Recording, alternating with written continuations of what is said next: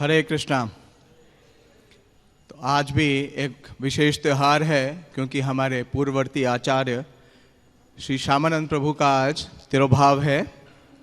तो जैसा कि परंपरा है, हम आज तिरुभाव गीत का भजन करेंगे और उसके बाद उनके दिव्य चरित्र से कुछ चर्चा करेंगे। श्री श्री राधा पार्थसारथी भगवान की जय। श्री श्री सीताराम लक्ष्मण हनुमान की जय। श्री श्री निताई गौर सुंदर की जय। श्री श्यामानंद प्रभु तिरुभाव तिथि महोत्सव की जय। श्रील प्रभुपाद की जय। जय अनिलो प्रेमाधन करुणा प्रचुर जय।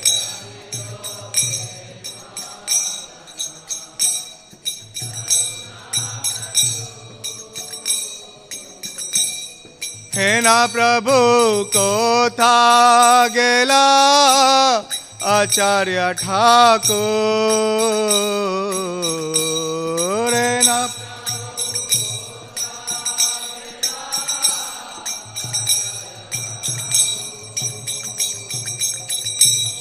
कहाँ मोरा स्वरूप रूप कहाँ सनातन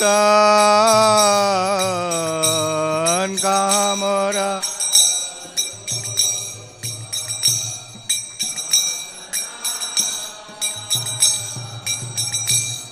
कहाँ दास रघुनाथा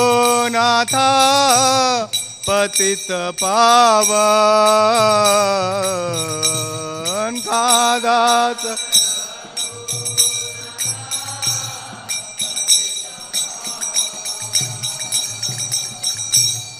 कहाँ मोरा भट्ट युग कहाँ कबीरा कहाँ मोरा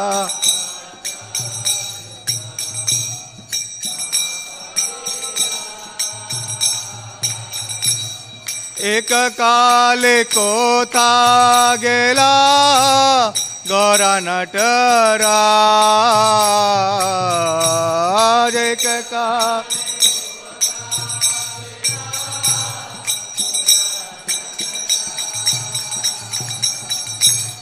पाषाणे कुटीब माथा अनले पशिब आशाने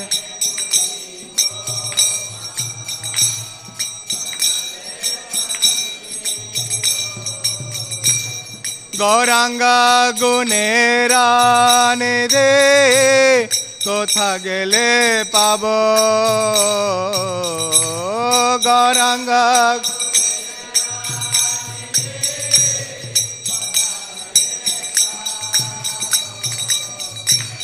से सब संगीरा संगे जय कैलो विलास से संग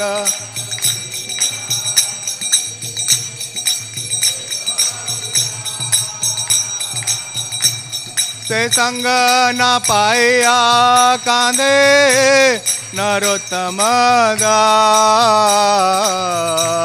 से संग न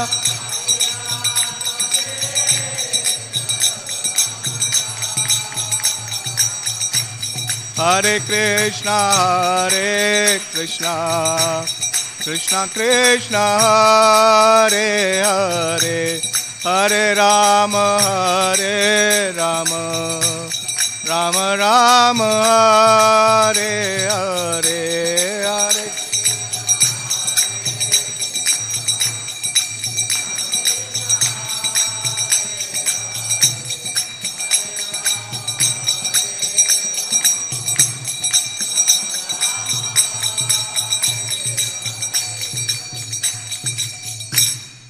श्री राधा पार्थसारथी भगवान की जय। श्री श्री सीताराम लक्ष्मण हनुमान की जय। श्री श्री निताई गौर सुंदर की जय। ओम विष्णुपाद परमहंस परिवाजकाचार्य अष्टोत्तर शत श्रीमद कृष्ण कृपा श्रीमूर्ति अभय चरणारविंद भक्ति वेदांत स्वामी श्रील प्रभुपाद की जय।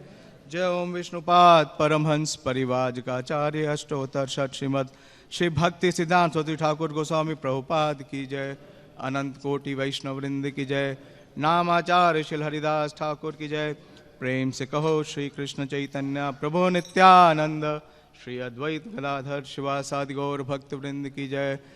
श्री श्री राधा पार्थसारथी गोप गोपीनाथ श्याम कुंड राधा कुंड गिरि गोवर्धन की जय। श्री वृंदावन धाम की जय। श्री मथुरा धाम की जय। श्री नवदीप मायापुर धाम की जय। जगन्नाथपुरी धाम की जय। द्वारका धाम की जय। गंगा माई की जय। जमुना माई की जय। भक्ति देवी की जय। श्री श्यामानंद प्रभु तिरुभाव तिथि महामहोत्सव की जय। निताई गौर Premanandi. All glories to the assembled devotees. All glories to the assembled devotees. All glories to Sri Guru and Sri Gauranga. Jayo Jayo Sri Chaitanya. Jayo Nityananda.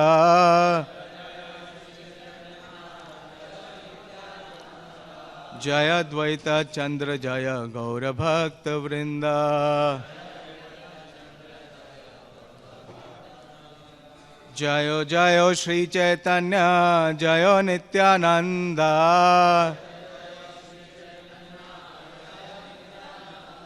जय अद्वैत चंद्र जय गौर भक्त वृंद। जयो जयो श्री चैतन्य जयो नित्यानंद।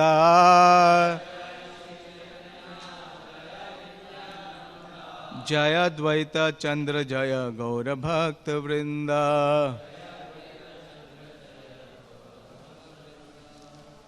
श्रील श्यामानंद प्रभु हमारी परंपरा के बहुत ही विशेष आचार्य हैं और इनका नाम अकेले नहीं लिया जा सकता क्योंकि इनके साथ इनके दो और बहुत ही विशेष अंतरंग संगी या भक्त हैं महाप्रभु के, श्री श्रीनिवास आचार्य और शिला नरोत्तम दास ठाकुर और उनके साथ श्यामानंद प्रभु।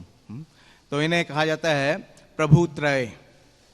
चैतन्य महाप्रभु की जो लीला है, जो पंच तत्व है, इसमें भी कितने प्रभु हैं?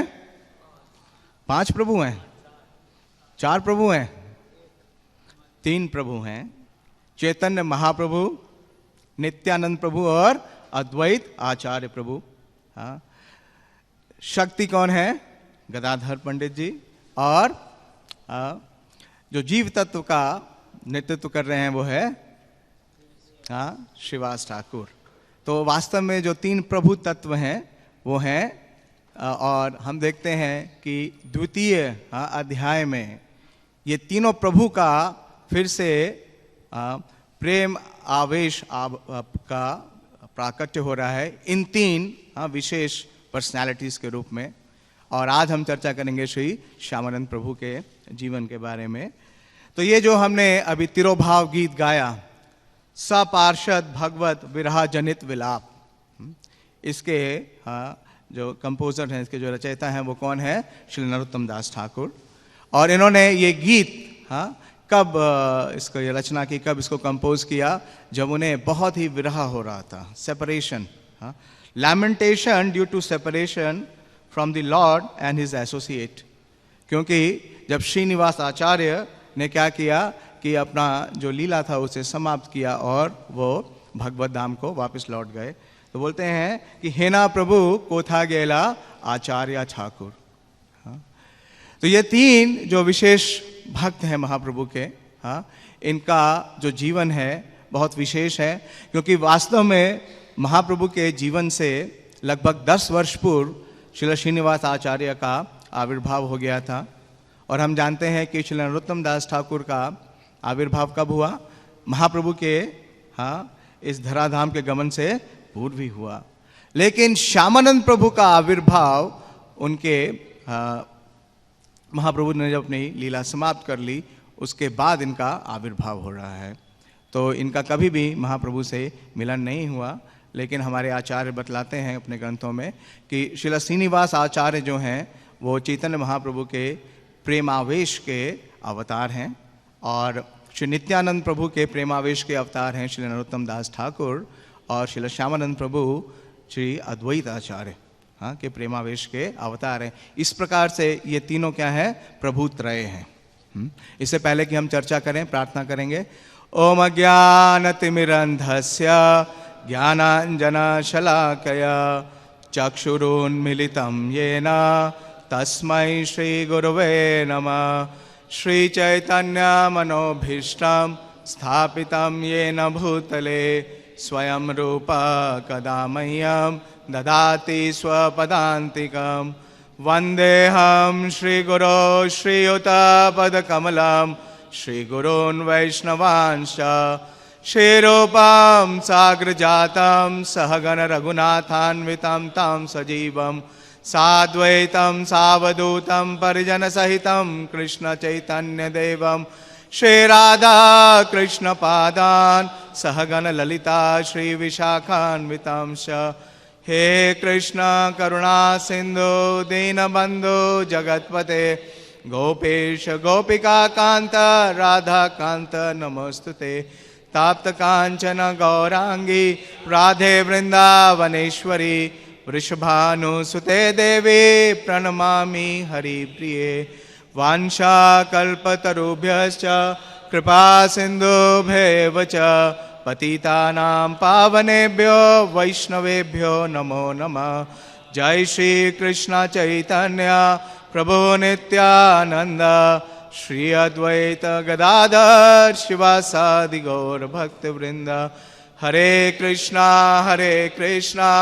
कृष्णा कृष्णा हरे हरे, हरे राम राम राम हरे हरे। नमो विष्णुपादाय कृष्ण प्रेष्ठाय भूतले श्रीमते भक्ति वेदांत स्वामिनिति नामिने। नमस्ते सरस्वती देवे गौरवाणी प्रचारिणे निर्विशेष शून्यवादी पाश्चात्य देश तारिणे। हरे कृष्ण। तो हम सभी जानते हैं कि भगवान श्री चैतन्य महाप्रभु ने जो कि इस युग धर्म के प्रवर्तक हैं, युग धर्म देने के लिए उन्होंने अपने 6 बहुत विशेष शिष्यों को सुनियोजित किया, जिन्हें हम जानते हैं 6 गोस्वामियों के रूप में। और उसमें से प्रमुख हैं श्रील रूप गोस्वामी और श्री सनातन गोस्वामी, जो 6 गोस्वामी गण हैं। और चैतन्य चरितामृत में आदि लीला में ये श्री कविराज गोस्वामी लिखते हैं कि महाप्रभु ने उन्हें कहाँ भेजा, श्रील रूप और सनातन गोस्वामी को। मथुरा थे पठाइला श्रील रूप सनातन दुई सेनापति कैला भक्ति प्रचारण। तो 2 मुख्य उनके सेनापति हैं और उन्हें कहाँ भेजा? मथुरा देश यानी कि ब्रजमंडल में और विशेष रूप से वृंदावन में। तो प्रभुपाद जी इसके तात्पर्य में लिखते हैं कि श्रील रूप और सनातन गोस्वामी जब वृंदावन आए तो उस समय कोई भी मंदिर नहीं था। और क्योंकि उन्हें क्या आदेश दिया कि भक्ति प्रचारण, कि भक्ति का प्रचार करने के लिए, तो उन्हें जो 4 मुख्य उपदेश दिए चैतन्य महाप्रभु ने, उसमें से 2 प्रमुख क्या थे कि मंदिरों की स्थापना करना और भक्ति के बृहद जो ग्रंथ हैं उन्हें लेखन करना। तो प्रभुपाद जी लिख रहे हैं कि गोस्वामियों के ये ही 2 प्रमुख कार्य हैं। और इसी परंपरा में इसमें प्रभुपाद जी कई नाम लिखते हैं। इसमें प्रमुख रूप से श्री रूप गोस्वामी, श्री सनातन गोस्वामी, ये आदि लीला का 7वां अध्याय और 164वां श्लोक है, अगर आप पढ़ना चाहें तो पढ़ सकते हैं। और इसमें बतलाते हैं कि श्रील मदन मोहन जी का मंदिर स्थापित किया श्रील सनातन गोस्वामी ने, और गोविंद देव जी का मंदिर स्थापित किया किसने? श्री रूप गोस्वामी ने। इस प्रकार से सब तालों के बारे में बता रहे हैं और श्रील श्यामानंद प्रभु के बारे में बतला रहे हैं कि इन्होंने श्री श्री राधा श्याम सुंदर मंदिर का इन्होंने स्थापना की। तो ये 2 जीवन में उनके मुख्य कार्य थे। और हम देखते हैं कि जो श्यामानंद प्रभु हैं, उनका आविर्भाव जैसे मैंने बताया महाप्रभु के महाप्रभु जब अप्रकट हो गए थे, अपनी लीला को समाप्त हो चुके थे, उसके 1 साल बाद हुआ। और इनका जो बर्थ प्लेस था वो बंगाल नहीं था। हालांकि इनके माता और पिता दोनों ही बंगाल से थे, लेकिन उनके जीवन में एक बहुत बड़ी विपदा थी कि इनके माता और पिता की जितनी भी संतानें होती थी वो गर्भावस्था में ही या बिल्कुल शिशु की अवस्था में ही उनका निधन हो जाता था। तो इससे बड़े ही दुखी थे और वो बंगाल से छोड़ करके एक स्थान पे आए जिसका नाम, जो सुवर्ण रेखा, वहाँ पे एक नदी है, उसके बगल में धरेंद्र बहादुरपुर नामक का एक गांव था, जो कि मिदनापुर डिस्ट्रिक्ट बहुत बड़ा है और उसमें कुछ हिस्सा कहाँ पे है, बंगाल में, और कुछ हिस्सा मतलब ओडिशा यानी उत्कल में है, और वहाँ पे रहने लगे और दोनों ही महाप्रभु के अनन्य भक्त थे। तो बाल्य, इनका जो जन्म है लगभग 1535 में बताया गया कि है। हाँ, महाप्रभु के जो पार्षद हैं उनके बारे में हिस्ट्री पूरी परफेक्ट नहीं है। श्रील भक्ति सिद्धांत सरस्वती ठाकुर लिखते हैं कि ये हिस्टोरिकल फैक्ट नहीं है, यहाँ पे स्पिरिचुअल सिग्निफिकेंस है। तो इस प्रकार से उनका जन्म हुआ और जन्म के समय से ही उन्हें बहुत विशेष परिवेश मिला, क्योंकि जैसे मैंने बताया कि इनके माता और पिता दोनों ही चैतन्य महाप्रभु के, नित्यानंद प्रभु के अनन्य भक्त थे। तो बचपन से ही इन्हें नित्यानंद प्रभु, चैतन्य महाप्रभु और उनके जो अंतरंग पार्षद हैं और उनके जो भक्त हैं उनके बारे में लीला श्रवण करने का अवसर मिला। तो बचपन से ही ये महाप्रभु की लीला सुन रहे थे और बड़े ही मेधावी थे। हाँ, बहुत सुंदर रूप भी था। तो जैसे ही इनका जन्म हुआ तो वहाँ पे जितने भी उपस्थित लोग थे वो समझ गए कि वास्तव में ये कोई महापुरुष है। और जब इनकी शिक्षा प्रारंभ की तो हालांकि इनके जो माता और पिता हैं वो ब्राह्मण जाति से नहीं थे, उन्हें सदगोप बताया गया है और इसकी डिटेल्स बताते हैं कि ये जो माता और पिता का जाति था उस समय वो था शूद्र, लेकिन इनका कार्य क्या था, जैसे सदगोप है कि वो मिल्क का डिस्ट्रीब्यूशन करते थे, जो दूध है उसे बांटते थे। और इनके बारे में ये भी बताया गया कि ये जलचर थे, मतलब कहने का मतलब ये है कि इनके हाथ से दिया हुआ जल ब्राह्मण भी स्वीकार करते थे, इनकार नहीं करते थे। और इनका जब अध्ययन कराना शुरू किया तो बहुत ही विलक्षण इनकी स्मृति थी, इनकी मेमोरी थी, जो कि विशेष रूप से इस जाति में नहीं पाई जाती है। और इनके लक्षण बड़े ही सेंटली थे, बड़े ही धार्मिक थे।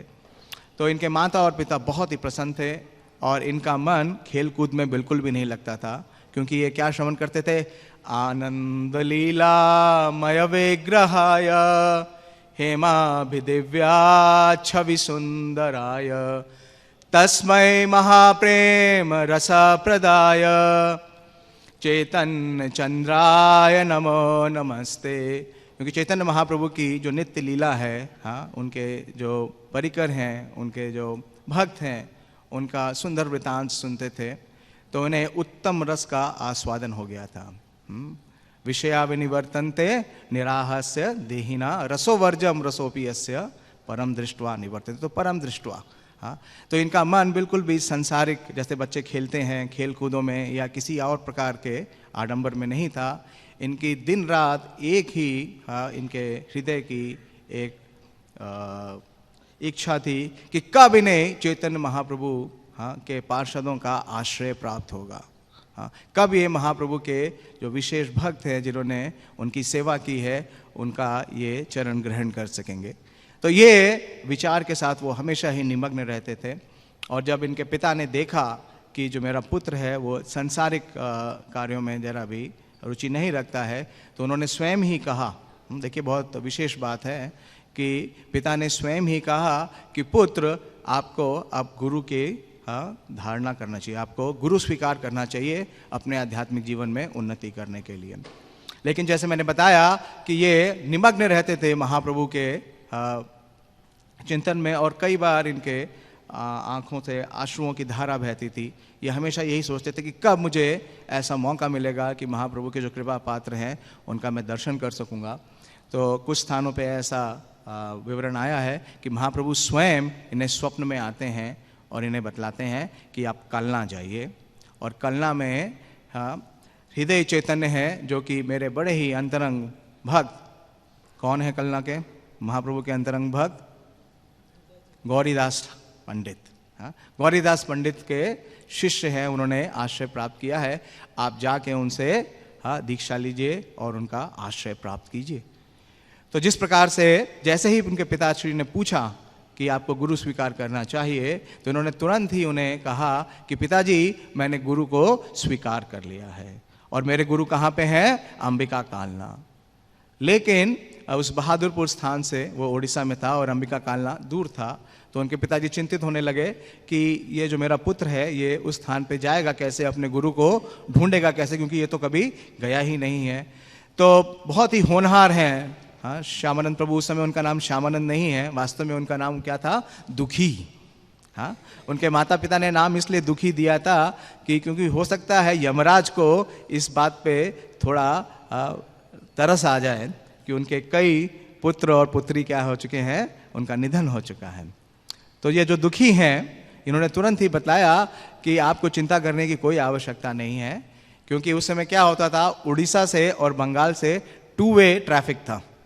2 वे ट्रैफिक क्या था कि बंगाल से जितने भक्त हैं वो उड़ीसा की तरफ आते थे जगन्नाथपुरी में, भगवान जगन्नाथ के रथ यात्रा में, उत्सव में शामिल होने के लिए।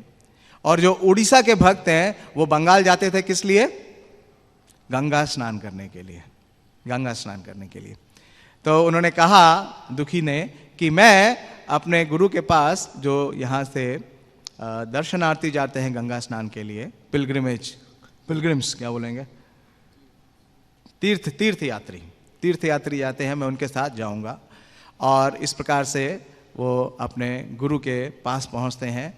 तो अंबिका कालना बहुत विशेष स्थान है, क्योंकि वहाँ पे श्री श्री चैतन्य महाप्रभु और नित्यानंद प्रभु का, हाँ, प्रतिभू जो है विग्रह है। बहुत विशेष स्थान है, बहुत शॉर्ट में बताऊंगा, आप सब जानते हैं, समय भी कम है, कि उस स्थान पे जब महाप्रभु और नित्यानंद प्रभु का एक बार आविर्भाव हुआ था, वो वहाँ पे प्रकट हुए थे।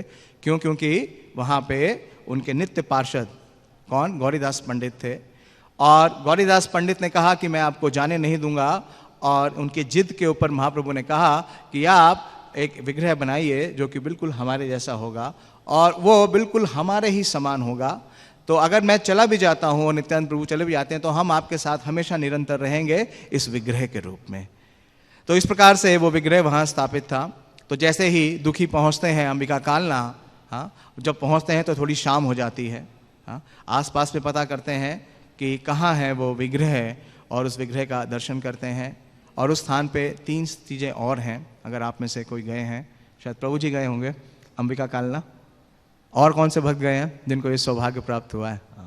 हाँ, मुझे अभी नहीं हुआ है मैं प्रार्थना करता हूँ कि मुझे भी अवसर मिले। तो वहाँ पे जब ये जाते हैं, दर्शन करते हैं इन शिव विग्रहों का, तो बहुत ही प्रफुल्लित होते हैं, हाँ, और बहुत ही अपने को सौभाग्यशाली मानते हैं। और वहाँ पे चैतन्य महाप्रभु के हस्तलिखित एक भगवत गीता भी उपलब्ध है। वो तालपत्र पे लिखी हुई है, और वो ओर यानी कि चप्पू है जिससे महाप्रभु नित्यानंद प्रभु गंगा पार करके अंबिका कालना आए थे। और वो पेड़ भी है वहाँ पे, इमली का पेड़, जिसके नीचे उनकी और श्री गौरीदास पंडित की वार्ता हुई थी। तो बहुत ही सौभाग्यशाली मान रहे थे अपने आप को, हाँ। और क्योंकि रात हो गई, उन्होंने देखा, उन्होंने अपने गुरु को डिस्टर्ब नहीं किया, वो वहीं रात में पेड़ के नीचे सो गए। और जब सवेरे जल्दी उठते हैं तो क्या करते हैं, वहाँ पे मार्जन सेवा करने लगते हैं। मंदिर के बाहर जो स्थान था वहाँ पे झाड़ू लगाने लगते हैं, और हरे कृष्ण महामंत्र वो गा रहे थे। बहुत ही प्रसन्न थे, हाँ, उनके अंतरंग जो उत्साह था, जो उनका भाव था, वो बहुत ही विशेष था। और ऐसे में देखते हैं कि क्या उनके गुरु श्री हृदय चैतन्य आ रहे हैं। और जब उन्होंने देखा कि ये नया बालक कौन है, हाँ, और यहाँ पे क्यों झाड़ू लगा रहा है, और ना सिर्फ झाड़ू लगा रहा है, बहुत प्रसन्न है और गा रहा है, हरे कृष्णा कृष्णा कृष्णा हरे हरे, हरे राम राम राम हरे हरे। तो बड़े विस्मित होते हैं और बालक से पूछते हैं कि बालक आप कौन हैं, क्या नाम है आपका और कहाँ से आए हैं? तो क्या उत्तर देते हैं, मेरा नाम क्या है, दुखी। तो हृदय चैतन्य बोलते हैं आपका नाम दुखी नहीं हो सकता, आप तो सुखी हैं, इसलिए उनका नाम दिया दुखी कृष्णदास। आप तो कृष्णदास हैं। और थोड़े ही समय में उनकी दीक्षा होती है, और दीक्षा के बाद उन्हें जो पहली सेवा मिलती है वो भी बहुत विशेष थी, श्यामानंद प्रभु यानी दुखी कृष्णदास को, कि गौर निताय की जो सेवा होती थी उसके लिए पुष्प चाहिए होते थे, और पुष्प के लिए हृदय चैतन्य जी ने एक वाटिका बना रखी थी। तो उस वाटिका की देख रेख करने की जिम्मेदारी दुखी कृष्णदास को दी। और उसके लिए विशेष रूप से सेवा क्या थी कि जो गंगा जी है उसका प्रवाह कुछ दूर में था, तो उन्हें रोज वहाँ से जल लेके आना पड़ता था, हाँ, उस वाटिका का सिंचन करने के लिए। श्री श्री राधा पार्थ सारथी भगवान की जय, श्री श्री ललिता विशाखा जी की जय, श्री श्री निताई गौर सुंदर की जय, श्री श्री सीताराम लक्ष्मण हनुमान जी की जय। तो इस प्रकार से ये बहुत ही तत्पर होकर के ये सेवा करने लगे, बहुत ही उत्साह के साथ। अभी छोटे ही बालक थे, हाँ, ज़्यादा एज नहीं थी, मुश्किल से 8 या 10 वर्ष की अवस्था थी। और गंगा क्योंकि दूर थी तो जो जल है वो किस पे लेके आते थे, एक बड़े कलश पे अपने सर पे लेके आते थे और कई बार लेके आना पड़ता था, हाँ। तो वो इतने प्रफुल्लित थे कि ऊपर कलश से जल गिरता था और उनके नेत्रों से आंसू, क्योंकि उनके हृदय में इतना ग्रैटिट्यूड था, इतना सम्मान था कि उन्हें गौर निताई के विग्रहों की सेवा का अवसर प्राप्त हुआ है। और जब ये पानी लगातार लाते थे तो उनके सर में कई बार घाव हो गए और घाव इतना गहरा हो गया कि उसके अंदर कीड़े पड़ गए। तो जब हृदय चैतन्य जी ने इसे देखा तो बड़े ही, हाँ, इस बात से संवेदनशील होते हैं। वो जानते थे कि ये जो उनका शिष्य है बहुत विशेष है, हाँ, और इसके अंदर बहुत ही सेवा करने की भावना बहुत ही उत्तम है। उनकी सेवा भावना से बहुत ही प्रसन्न होते हैं और अपने हृदय का एक आदेश देते हैं उन्हें और बोलते हैं कि मैं चाहता हूँ कि आप वृंदावन जाएं। कहाँ से? अंबिका कालना से। और शिलाजीव गोस्वामी के अनुगत में आप जो गोस्वामियों ने जो भक्ति शास्त्र दिए हैं उनका आप अध्ययन करें। तो इस प्रकार से श्री दुखी कृष्णदास का आगमन होता है बंगाल से वृंदावन। और जब वो आ रहे होते हैं अंबिका कालना से तो सबसे पहले नवद्वीप में जाते हैं। वहाँ बताया गया कि उस समय ईशान ठाकुर थे, हाँ, और ईशान ठाकुर से आशीर्वाद प्राप्त करते हैं और उसके बाद शांतिपुर और फिर होते हुए वो वृंदावन की तरफ जाते हैं। मथुरा होते हुए कई स्थानों पे भ्रमण करते हुए वो गया पे भी जाते हैं जहाँ चैतन्य महाप्रभु का श्रीपाद ईश्वरपुरी से मिलन हुआ था। तो बहुत उत्साह और रोमांच के साथ वो पहुँचते हैं वृंदावन। और वृंदावन जब पहुँचते हैं तो वहाँ पे एक ब्राह्मण था, उससे पहले ही मथुरा जब पहुँचते हैं तो विश्राम घाट पे स्नान करते हैं और एक ब्राह्मण से मिलते हैं जिसका नाम था श्रीदास। और वो ये ब्राह्मण उन्हें श्रीला रघुनाथ दास गोस्वामी और श्रीला कविराज गोस्वामी के दर्शनार्थ ले जाते हैं। तो इन दोनों गोस्वामियों का दर्शन करके बहुत ही विशेष इनके हृदय में एक सांत्वना होती है, बहुत उत्साह होता है। और रघुनाथ दास गोस्वामी भी बहुत प्रसन्न होते हैं ये देख करके कि श्री गौरीदास पंडित के शिष्य के जो शिष्य हैं उनका भी अब वृंदावन में आगमन हो गया है। और कुछ दिन वहाँ अपने पास रखने के बाद उन्हें एक अपने भक्त के साथ शिलाजीव गोस्वामी के निकट भेज देते हैं और इस प्रकार से वो शिलाजीव गोस्वामी के अनुगत में आ जाते हैं। और जीव गोस्वामी उन्हें उनके साथ दो और बहुत विशेष उनके शिक्षार्थी थे, शिष्य नहीं थे, शिक्षार्थी थे जिन्हें वो ये ग्रंथों का ज्ञान दे रहे थे, उन्हें ट्रेन कर रहे थे। वो थे पहले से ही मौजूद श्रील श्रीनिवास आचार्य और श्री नरोत्तम दास ठाकुर। और शिलाजीव गोस्वामी जब उससे मिलन होता है तो बोलते हैं कि मैं तुम्हारा इंतज़ार कर रहा था, क्योंकि महाप्रभु का एक विशेष कार्य है जिसके लिए तुम्हें प्रतीक्षित करना है। तो इस प्रकार से इन तीनों भक्तों का आपस में समावेश होता है, संग होता है और ये बड़ी ही तत्परता के साथ सेवा करते हैं। और क्योंकि श्रील श्रीनिवास आचार्य श्रील गोपाल भट्ट गोस्वामी के शिष्य हैं और श्रील गोपाल भट्ट गोस्वामी वृंदावन में थे और श्री नरोत्तम दास ठाकुर श्रील लोकनाथ गोस्वामी के शिष्य हैं, तो ये दोनों जो भक्त हैं ये अपने गुरुओं की सेवा में रत थे। तो दुखी कृष्णदास ने यानी कि उन्होंने भी एक सेवा मांगी। कहा शिलाजीव गोस्वामी को कि देखिए बहुत बड़ा सिद्धांत है कि शास्त्र के अध्ययन के साथ, हाँ, सेवा करना भी बहुत प्रासंगिक है। तत्विधि परिपातेन परिप्रश्नेन सेवया, हाँ। तो वो तो अपने गुरु की, हाँ, बहुत ही मीनियल सर्विस में लगे हुए थे श्री नरोत्तम दास ठाकुर और इनके लिए भी बहुत विशेष सेवा नियोजित करते हैं शिलाजीव गोस्वामी। दो सेवाएं देते हैं। पहली सेवा देते हैं कि सेवा कुंज में जो स्थान है उसमें मार्जन करना, उसमें झाड़ू लगाना, उसकी सफाई करना, और दूसरा शिलाजीव गोस्वामी के लिए जल की व्यवस्था करना। और इनका अध्ययन चलता था, हाँ, इन तीनों, हाँ, विशेष मेधावी विद्यार्थियों का। और ये तीनों अपनी सेवा में रत रहते थे। और जो कृष्णदास हैं, दुखी कृष्णदास, ये रोज़ सवेरे प्रातः बहुत जल्दी ही उठ करके, हाँ, एक झाड़ू लेकर के उस सेवाकुंज स्थान में जहाँ इन्हें इनके शिक्षा गुरु ने निर्देश दिया था, उस स्थान का मार्जन करते थे और बहुत ही प्रसन्न रहते थे। वो इस बात से अपने आप को बहुत सौभाग्यशाली मानते थे कि उन्हें सेवा कुंज में सेवा का अवसर मिला है, वृंदावन में सेवा का अवसर मिला है। चाहे सेवा कितनी ही छोटी हो, कोई भी सेवा छोटी नहीं है। हाँ, सेवा में विशेष क्या है? सेवा विशेष नहीं है, सेवा के पीछे जो उसकी भावना है, हाँ, जो उसकी चेतना है। और जब वो, आप देखिए ब्रज में क्या है? ब्रज में रज है, हाँ। और जब हम जाते हैं तो क्या होता है? ब्रज रज हमारे चारों तरफ आ जाती है, हमारे पूरे शरीर में आती है। और जब वो मार्जन करते थे तो पूरा जो उनका शरीर है और उनका मुख है, उनके बाल हैं, सब कुछ पूरी तरीके से ब्रज रज में, हाँ, लिप्त हो जाते थे। हाँ, उनका रोज ब्रज रज से अभिषेक होता था। उस ब्रज रज जिसके लिए ब्रह्मा और शिव जैसे देवता भी तरसते हैं।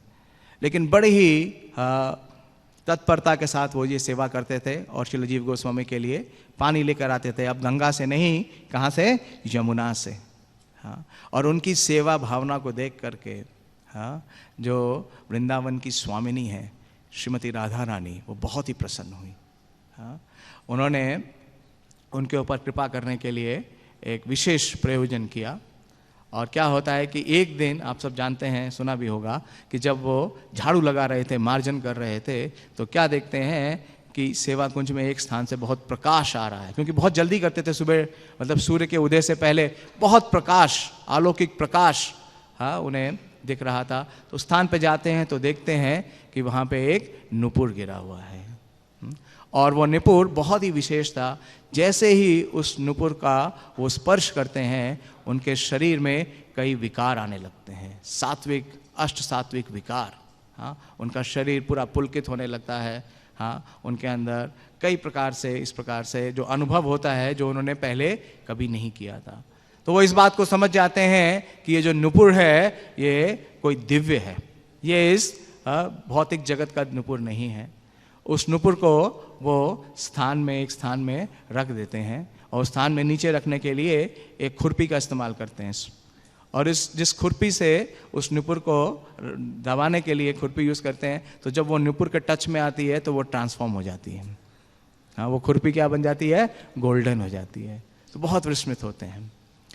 लेकिन ये बात किसी को बतलाते नहीं हैं। अगले दिन फिर सुबह आते हैं और अपना, हाँ, जो सेवा है उसे प्रारंभ रखते हैं। तो क्या देखते हैं कि एक गोपिका, एक व्रज गोपिका उस स्थान पे कुछ ढूंढ रही हैं।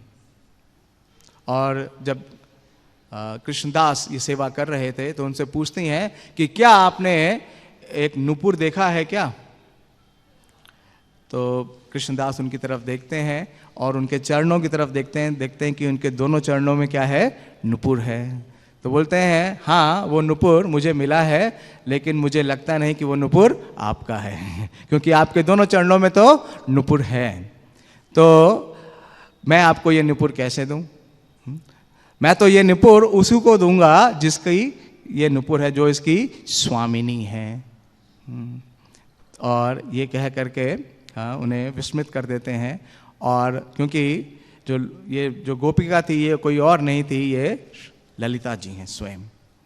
राधा रानी और गोपियाँ जब कृष्ण के साथ सेवा कुंज में रास कर रही थी, तो जो संगीत है उसका ताल बढ़ते जा रहा था। जब ताल बढ़ रहा था संगीत का, तो नृत्य की भी जो गति है वो बढ़ रही थी। और जब तीव्र गति से नृत्य होने लगा तो नुपुर निकल गया और वहीं पे रह गया। इसलिए आज भी हम सेवा कुंज में जाते हैं तो वहाँ पे दिन छिपने के बाद किसी को रहना अलाउड नहीं है, क्योंकि वो क्या है? वो नित्य लीला स्थली है। आज भी राधा और कृष्ण का वहाँ पे लीला हो रहा है।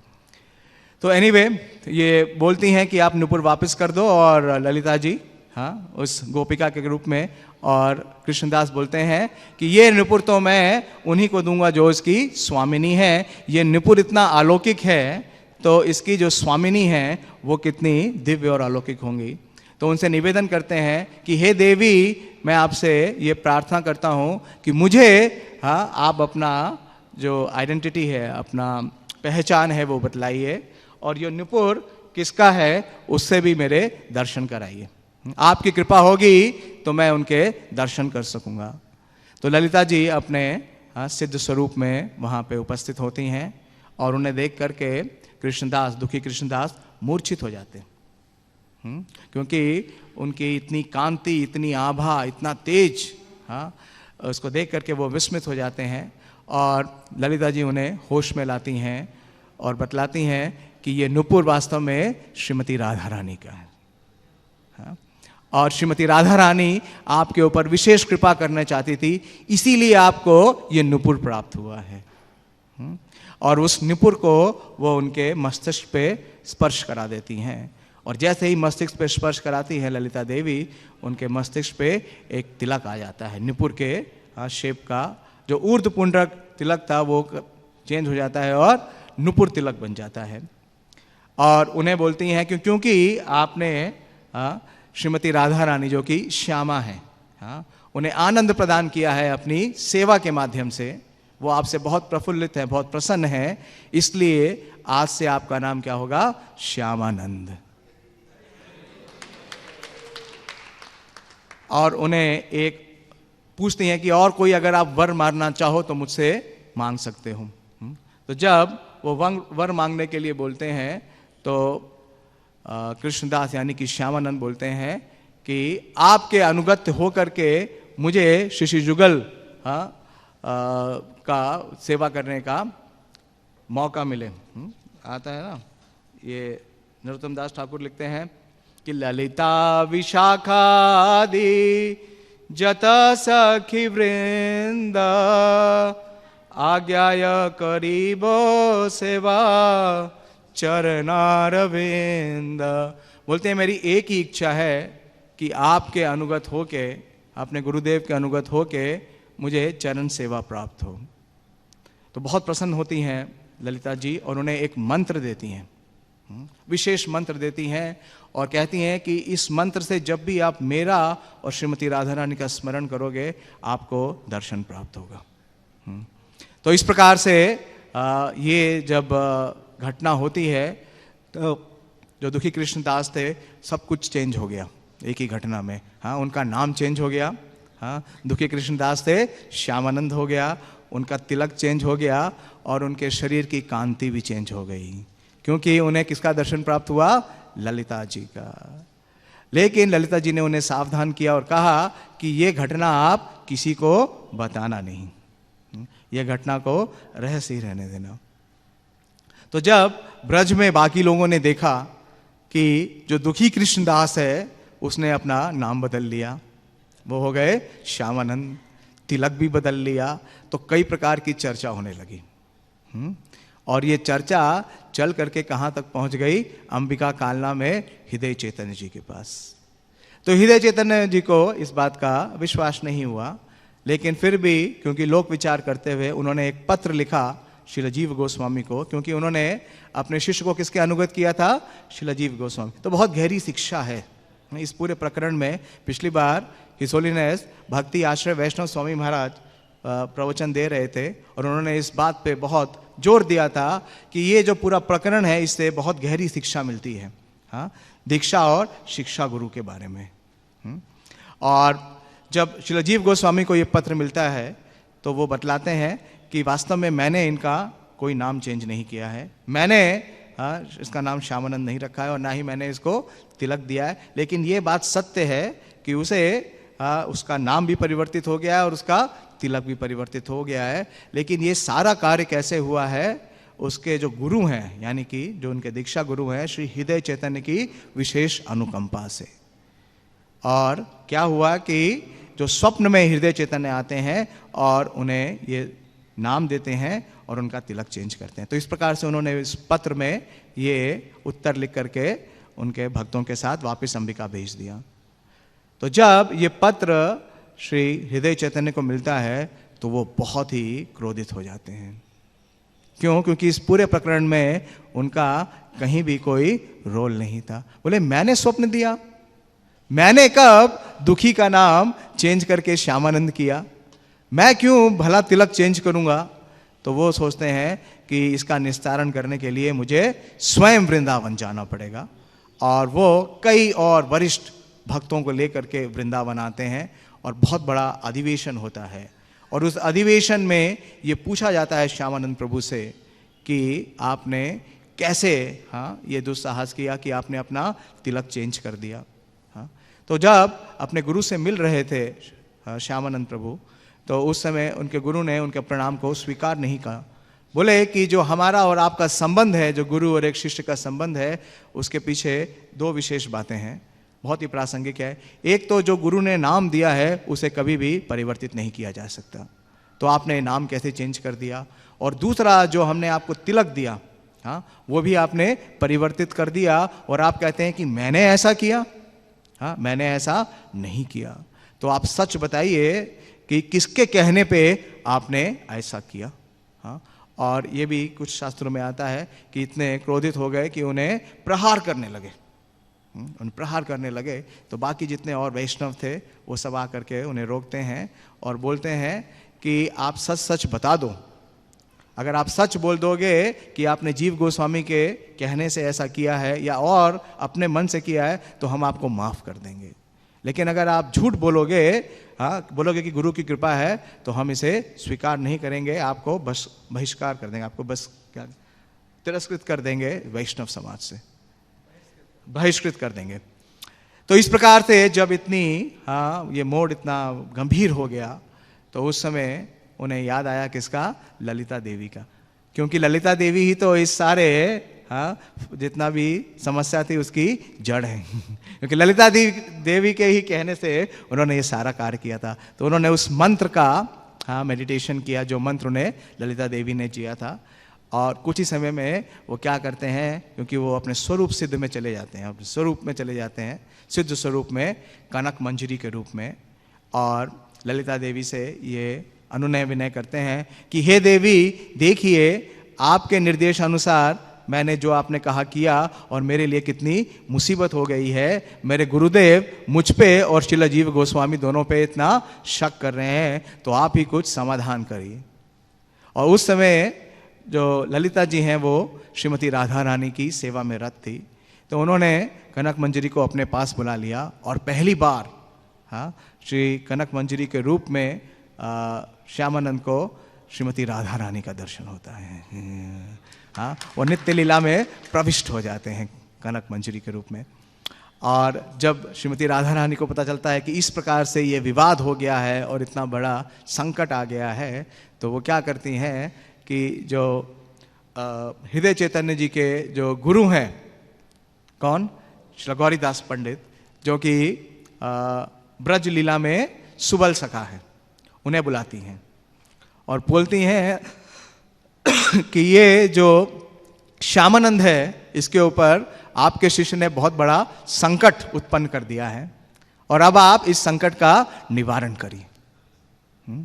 ये कह करके वो श्यामानंद को अश्योर करते हैं कि आप जाओ, आपका कुछ भी हानि नहीं होगा, बल्कि आपकी ख्याति जो है वो बढ़ेगी। और एक और निर्देश देती हैं उनको, बोलते हैं कि आप यानी कि श्यामानंद और आपका शिष्य रसिक, आप दोनों के लिए मेरा एक निर्देश है कि उत्कल में आप चैतन्य महाप्रभु की जो शिक्षाएं हैं उसका पूरा प्रचार करिए।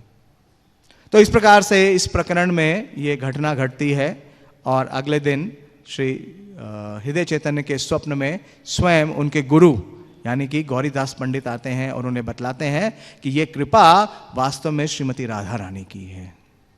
तो इस प्रकार से एक और प्रकरण होता है कि उनके तिलक को मिटाने का प्रयास किया जाता है, उनके नाम को मिटाने का प्रयास किया जाता है, लेकिन वो संभव नहीं होता है। क्यों? क्योंकि ये वरदान किसने दिया था? स्वयं श्रीमती राधा रानी। लेकिन जो चेतना है इसके पीछे देखिए, कभी भी श्यामानंद प्रभु ने यह नहीं समझा कि राधा रानी ने मुझ पर कृपा की है। उन्होंने हमेशा इस बात को माना कि ये विशेष कृपा किसकी है? उनके गुरु श्री हृदय चैतन्य की है। इसलिए हमेशा जब भी उनसे पूछा गया कि ये आपने नाम और तिलक क्यों चेंज किया है, तो उन्होंने कहा क्योंकि मेरे गुरु की मुझ पर कृपा है, इसलिए श्रीमती राधा रानी कृपा हुई है, इसलिए वास्तव में ये जो कृपा है ये किसकी है, ये मेरे गुरु की है। तो इस प्रकार से बहुत ये पूरा जो घटनाक्रम है, इस घटनाक्रम से हम रोज सुबह गुरु वंदना गाते हैं, हाँ, लेकिन गुरु वंदना के प्रतिमूर्ति हमारे आचार्य हैं कि किस प्रकार से वो गुरु के मुख का गुरु मुखा पद्मा वाक्या चीते ते कोरिया क्या। तो इस प्रकार से इस पूरे प्रकरण में श्री श्यामानंद प्रभु का गुणगान होता है और हृदय चैतन्य भी उनसे बहुत प्रसन्न होते हैं, उनका आलिंगन करते हैं। और कुछ समय के बाद जब वो वापस चले जाते हैं कालना, तो प्रचार के लिए बंगाल में जानवा माता आती हैं वृंदावन और श्री अजीव गोस्वामी से मिलती हैं और बताती हैं कि क्या वर्तमान परिस्थिति है बंगाल की। हाँ, देखिए महाप्रभु के समय 3 मुख्य सेंटर्स थे महाप्रभु के संकीर्तन आंदोलन के। हेडक्वार्टर कहाँ पे था, पुरी में, जहाँ पे महाप्रभु स्वयं उपस्थित थे। दूसरा सेंटर कहाँ था, वृंदावन में, जहाँ पे षड गोस्वामी थे। और तीसरा था नवदीप, जहाँ पे नित्यानंद प्रभु और श्री हरिदास ठाकुर थे। लेकिन महाप्रभु के अप्रकट्य होने के बाद बंगाल में बहुत सारे अपसंप्रदायों ने वहाँ पे अपना प्रभाव देना शुरू किया। महाप्रभु की जो शिक्षाएं हैं उनको विकृत रूप में उसका प्राकट्य किया। तो जानवा माता बहुत चिंतित थी और उन्होंने कहा कि आप बहुत विशेष भक्तों को वहाँ भेजिए महाप्रभु की सही शिक्षाओं का प्रचार करने के लिए। तो जीव गोस्वामी इन 3 विशेष पर्सनालिटीज़ को उस कार्य के लिए मनोनीत करते हैं और इन्हें सारे गोस्वामियों के ग्रंथ भी देते हैं, जिसे ग्रंथों को लेकर वो बैलगाड़ी के द्वारा बंगाल जा रहे होते हैं। आप जानते हैं कि क्या होता है कि चोरी हो जाती है ग्रंथों की। हाँ, कहाँ पे, वाना विष्णुपुर में। और वहाँ पे जो राजा थे, क्या नाम था उनका, राजा वीर हम वीर, वीर हम वीर, सेल्फ डिक्लेयर की वो बहुत बड़ा हीरो था। एनीवे, लेकिन श्रीनिवास आचार्य क्योंकि इस दल का नेतृत्व कर रहे थे, वो इसकी जिम्मेदारी पूरी स्वयं लेते हैं और इन्हें बोलते हैं कि आपको जो आदेश है प्रचार करने का, नरोत्तम दास ठाकुर को और श्यामानंद प्रभु को आगे भेज देते हैं। और खेतुरी में श्री नरोत्तम दास ठाकुर अपने प्रचार का मुख्यालय खोलते हैं और श्यामानंद प्रभु जाते हैं कहाँ पे, धरेंदा, हाँ, धांडेश्वर, उस स्थान पे जहाँ पे इनका जन्म हुआ था। और जब ये वहाँ जाते हैं तो पूरे ही गांववासी बहुत प्रसन्न होते हैं कि इनका आगमन हुआ है और वहाँ ये अपना नाम संकीर्तन शुरू करते हैं। जितने भी गांववासी थे वो सब बड़े ही प्रभावित होते हैं और इनको सुनने के लिए आने लगते हैं। और कुछ समय बाद ये एक स्थान पे जाते हैं, उसके निकट ही, उस स्थान का नाम था रोहिणी या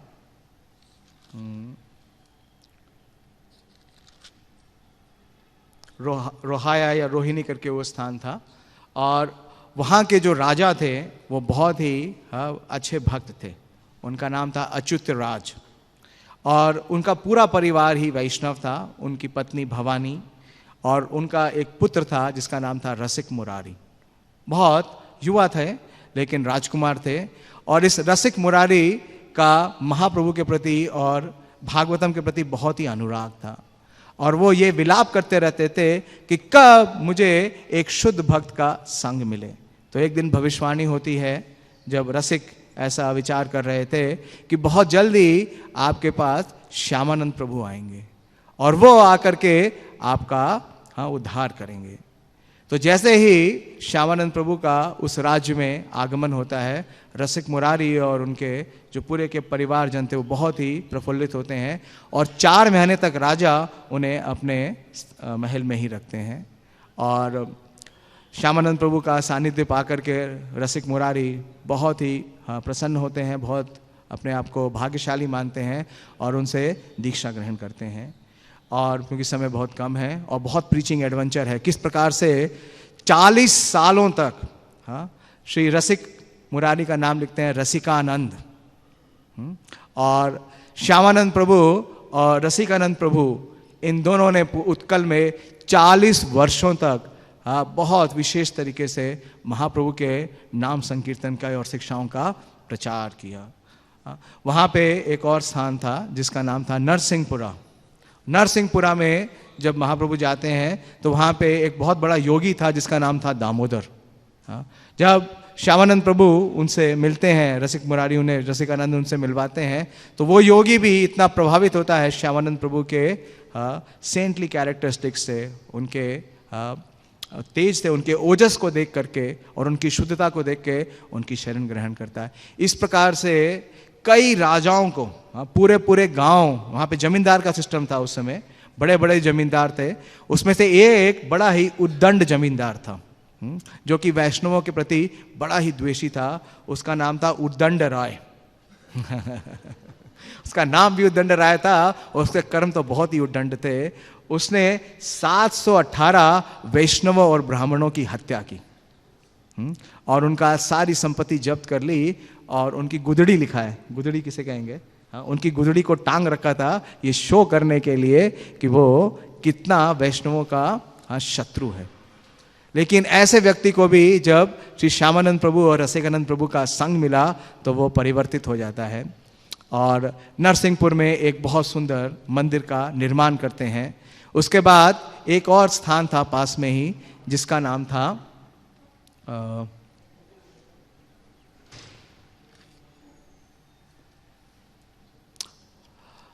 उसका नाम मुझे याद नहीं आ रहा है, बाद में उसका नाम किया गया गोपी बल्लभपुर। वहाँ पे कई बहुत धनाढ़े लोग रहते थे, लेकिन वो सब क्या थे, वो सब के सब नास्तिक थे या शाक्य थे। क्या करते थे, बलियां चढ़ाते थे, सैक्रिफाइस करते थे। तो जब श्यामानंद प्रभु और रसिकानंद प्रभु उस स्थान पे जाते हैं तो इनके कीर्तन से, इनकी कथा से, इनके उपस्थिति से ये सारे लोग भी बहुत प्रभावित हो जाते हैं और उस स्थान पे एक बहुत ही सुंदर राधा कृष्ण मंदिर का निर्माण करते हैं श्यामानंद प्रभु। और उस राधा कृष्ण का जो विग्रह है उसका नाम रखते हैं श्री गोपीजन वल्लभ, गोपीजन वल्लभ। और जो रसिकानंद प्रभु की जो पत्नी थी उनका भी दीक्षा ग्रहण कराते हैं और उन्हें नाम देते हैं श्यामा दासी। तो पति और पत्नी दोनों ही प्रचार में श्यामानंद प्रभु का सहयोग करते हैं और उस स्थान पे जहाँ पे राधा कृष्ण का विग्रह स्थापित करते हैं देखते हैं कि उनके शिष्य दोनों श्यामा दासी और रसिकानंद का विग्रह के प्रति कितना प्रेम है। तो श्यामा दासी को कहते हैं आप इसी स्थान पे रहिए और उन्हें मुख्य प्रीस्ट बनाते हैं, मुख्य पुरोहित बनाते हैं। बताइए, आज से 500 साल पूर्व श्यामानंद प्रभु ने जो इच्छा देवी थी जिन्हें उन्हें दीक्षा दी और उन्हें मुख्य पुरोहित बनाया गोपीजन वल्लभ विग्रह का, और वो वहीं पे रहती हैं और इस प्रकार से बहुत ही भव्य सेवा प्रारंभ हो जाती है। और इस प्रकार से कई स्थानों पे उन्होंने भ्रमण किया। पूरे उत्कल को 40 वर्षों में चैतन्य महाप्रभु के नाम संकीर्तन से अप्लावित कर दिया और इन्होंने अपने संकीर्तन की एक और विशेष शैली निकाली जिसे कहते हैं रेनती, रेनती कीर्तन। तीनों ही आचार्यों ने अलग अलग विषय एक शैली निकाली कीर्तन की। श्रीनिवास आचार्य ने निकाली जिसका नाम था मनोहर शाही, और नरोत्तम दास ठाकुर ने जो कीर्तन का शैली निकाली उसका नाम था गृणती। तो ये बताया जाता है, मैं पढ़ रहा था जब मैं गया था श्री गोपाल जी विग्रह का दर्शन करने के लिए गदाईगढ़ी में, तो बताया गया कि जो श्री गोपाल विग्रह है वो वृंदावन से उड़ीसा क्यों आए थे, क्योंकि वो रेनती कीर्तन सुनना चाहते थे जो कि श्यामानंद प्रभु ने प्रारंभ किया था। क्योंकि गदाईगिरी के अभी भी जितने भी भक्त हैं उनका कीर्तन जो है वो बहुत ही विशेष है। तो इस प्रकार से इन्होंने पूरे ही उत्कल को कृष्ण भावनामृत कर दिया, गौर भावनामृत कर दिया। गौर निताई के जो विग्रह हैं उनको सब जगह स्थापित किया, उनकी सेवा और पूजा आरंभ कराई। इस प्रकार से जो एक बहुत बड़ा संकट का बादल छा गया था बंगाल में, अप्र संप्रदायों का, बंगाल में और उड़ीसा में, उसे पूरी तरीके से निरस्त किया श्री श्यामानंद प्रभु ने अपने प्रचार से। और इनका जो तिरोभाव है वो आज के दिन है। जब इन्हें पता चला कि इनके जो गुरु हैं श्री हृदय चैतन्य वो इस धराधाम से जा चुके हैं, तो इन्हें बहुत धक्का लगा और ये एकांत में वास करने के लिए नरसिंहपुर चले गए, जहाँ पे कि उद्दंड राय थे, लेकिन उद्दंड राय अब उद्दंड नहीं थे, वो क्या थे, एक समर्पित भक्त थे और वहीं पे रहने लगे। और जब इन्हें पता चला कुछ समय के बाद इनके जो शिष्य थे, जो योगी, क्या नाम था उनका, दामोदर, वो भी नहीं रहे, तब ये बिल्कुल हाँ जीवित नहीं रहना चाहते थे। इनका मिशन भी पूरा हो चुका था और आज के दिन स्नान यात्रा के नेक्स्ट डे उन्होंने अपना इस धराधाम में जो लीला थी उसका समावेश किया और वो चैतन्य महाप्रभु की नित्य लीला में प्रविष्ट हो गए। तो इस प्रकार से बहुत विशेष जीवन है, वृतांत है श्री श्यामानंद प्रभु का। उनके जीवन से हमें कई शिक्षाएं मिलती हैं, विशेष रूप से उनकी जो गुरु के प्रति भक्ति और उनकी जो सेवा की भावना है, बहुत ही विशेष है, जिससे श्रीमती राधा रानी हाँ इतनी प्रसन्न हुई थी। तो हमें भी कोई भी सेवा मिले तो हमें ये नहीं सोचना चाहिए हमें तो कोई झाड़ू लगाने की सेवा मिलती नहीं। हमें से कितने के पास झाड़ू लगाने की सेवा है? किसी के पास है? नहीं है। हमारे मंदिर में बहुत सारे स्वीपर्स हैं जो झाड़ू लगाते हैं लेकिन जो सेवा करने की भावना है वो बहुत विशेष है। किसी भी सेवा से हमें क्या हो सकता है, परफेक्शन प्राप्त हो सकता है। हाँ, तो बहुत दिव्य इनका चरित्र है और कई शिक्षाएं हैं। क्योंकि समय समाप्त हो गया है, तो आप में से किसी का कोई प्रश्न है या समीक्षा है या फिर प्रभु जी कुछ कहना चाहते हैं तो बताइए श्री श्यामानंद प्रभु के बारे में। हरे कृष्णा। बहुत बहुत धन्यवाद। प्रभु जी ने काफ़ी विवरण दिया उनके जीवन चरित्र का। तो उसमें एक बात और भी जो है मैंने पढ़ी, श्यामानंद चरितामृत बहुत विस्तृत एक ग्रंथ है। तो उसमें बताया गया है कि जब ललिता सखी ने श्यामानंद प्रभु को ये कहा कि इस घटना का जो वर्णन है ये जीव गोस्वामी के अलावा और किसी को नहीं बताना, तो इससे पता चलता है कि जीव गोस्वामी में कुछ विशेष ऐसा गुण है कि ये कहा गया कि जीव गोस्वामी की सिवा और किसी को नहीं बताना। और जब श्यामानंद आए और वास्तव में जीव गोस्वामी के ही सबसे ज़्यादा निकट थे, तो जीव गोस्वामी को बताए बिना तो काम चलता ही नहीं। तो जीव गोस्वामी को जब इन्होंने सब कुछ बताया कि मतलब पूरी घटना सब कुछ बताया, तो जीव गोस्वामी जो है प्रसन्न होकर के नृत्य करने लगे मतलब उनको जो है मतलब ये नहीं लगा कि भाई मैं तो सीनियर हूँ और ये मुझसे शिक्षा प्राप्त करता है, इसको कृपा प्राप्त हो गई, मुझे प्राप्त नहीं हुई, ऐसा नहीं सोचा। बल्कि वो प्रसन्न होकर के नृत्य करने लगे कि मेरा कितना सौभाग्य है कि मैं तुम्हारी संगति में हूँ। तो अपना सौभाग्य मानने लगे जीव गोस्वामी। और इसके बाद फिर ये विचार किया जीव गोस्वामी के साथ इन्होंने कि किसी को नहीं बताना है तो संकट तो आएगा ही। अब क्या उपाय और क्या इसका उत्तर दिया जाए? तो जीव गोस्वामी ने फिर इनको कहा, सुझाव दिया कि ऐसा बताना तुम कि मेरे गुरु महाराज हृदय चैतन्य आए मेरे स्वप्न में और उन्होंने मुझे ये नाम दिया और ये तिलक का चिन्ह दिया। तो अब ये जो है इस तरह से बताने लगे। और जब हृदय चैतन्य को जब पता चला कि मैंने सपना दिया, तो हृदय चैतन्य को जो है बड़ा दुख हुआ कि अगर मैंने सपना दिया और मुझे पता नहीं है तो ये जो है कैसे मतलब तुमने माना इस बात को कि मैंने सपना दिया। जब मैं स्वयं विद्यमान हूँ तो कैसे ऐसा हो सकता है कि मैंने सपना दिया तो मेरे सपने की बात तुम मानोगे और तुम मेरी बात नहीं मानोगे, मुझसे उस बात का निश्चित नहीं करोगे। तो फिर जो है जैसा प्रभु जी ने बताया कि वो आए और सब जो महंत लोग थे, जितने वैष्णव थे, उनकी सभा में इनको जो है बैठाया गया और फिर प्रश्न किया गया कि अब ये बताओ कि क्या है। तो फिर इन्होंने जो है मतलब कुछ समय मांगा कि मुझे आप कुछ समय दीजिए तो मैं इसका उत्तर दूंगा।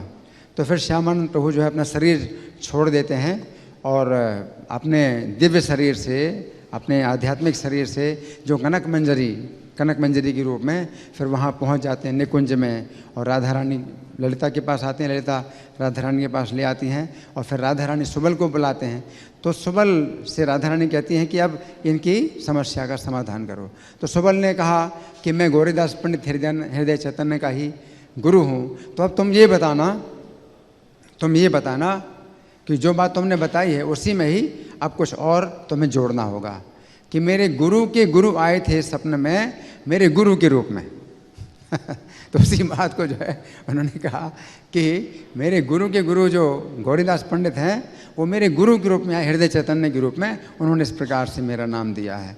और फिर हृदय चैतन्य ने कहा कि ठीक है, अब तुम्हारा नाम हम धोते हैं, तुम्हारे जो है जो छाती में हृदय चैतन्य जो श्यामा ने लिखा है ये नाम तुम्हारा धोते हैं, और तिलक का चिन्ह भी धोते हैं।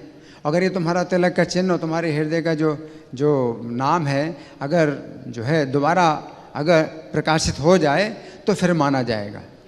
तो फिर ऐसा ही हुआ। और गौरीदास पंडित ने बता दिया था कि मैं तुम्हारे हृदय में जब वो धोएंगे तुम्हारा नाम तो मैं फिर जो है और चमका दूंगा, तिलक का चिन्ह भी चमका दूंगा। और इस प्रकार से गौरीदास पंडित सुबल सखा ने उनके जो है सिर में अपने चरण कमल रखे थे। और फिर जब श्यामानंद आए वापस चेतना में और उन्होंने मतलब ऐसी बात बताई, हृदय चैतन्य ने कहा मैं सबके सामने तुम्हारा तिलक का चिन्ह धोऊंगा और तुम्हारा नाम धोऊंगा। और सब धो दिया और इसके बाद फिर जो है तुरंत ही जो है वो और ज़्यादा चमक करके जो है वो प्रकाशित हो गया, नाम भी और तिलक का चिन्ह। इस प्रकार से इनकी रक्षा हुई। तो वो तो है, संकट तो पड़ेगा ही, क्योंकि उन्होंने कहा कि किसी को नहीं बताना, जीव गोस्वामी के अलावा किसी को नहीं बताना, तो संकट तो पड़ेगा ही। यहाँ जीव गोस्वामी के विशेष गुण का परिचय मिलता है कि जीव गोस्वामी एक ऐसे वैष्णव हैं, इतने विनम्र हैं, इतने विनम्र हैं, है ना, कि कोई नहीं सोचता है। सामान्यतः यही होता है कि भाई मेरे से जूनियर है, इसको कैसी कृपा मिल गई, तो जो है उसको जो है वो स्वीकार नहीं करते। लेकिन जीव गोस्वामी को कहा कि जीव गोस्वामी के अलावा किसी को नहीं बताना। और जीव गोस्वामी ने यही उत्तर दिया था कि मैंने इनको नाम नहीं दिया, मैं तो इनके शिष्य बनने लायक भी नहीं हूँ। इतने विनम्र थे, शिक्षा देते थे, कहा कि मैं तो इनके शिष्य बनने लायक भी नहीं हूँ, मैं कैसे इनका गुरु बन सकता हूँ, मैं कैसे इनको नाम दे सकता हूँ। तो ये विशेष बात है। श्री श्यामानंद प्रभु तिरुभाव तिथि महामहोत्सव की, श्रील प्रभुपाद की। शिल प्रभुपाद की जय।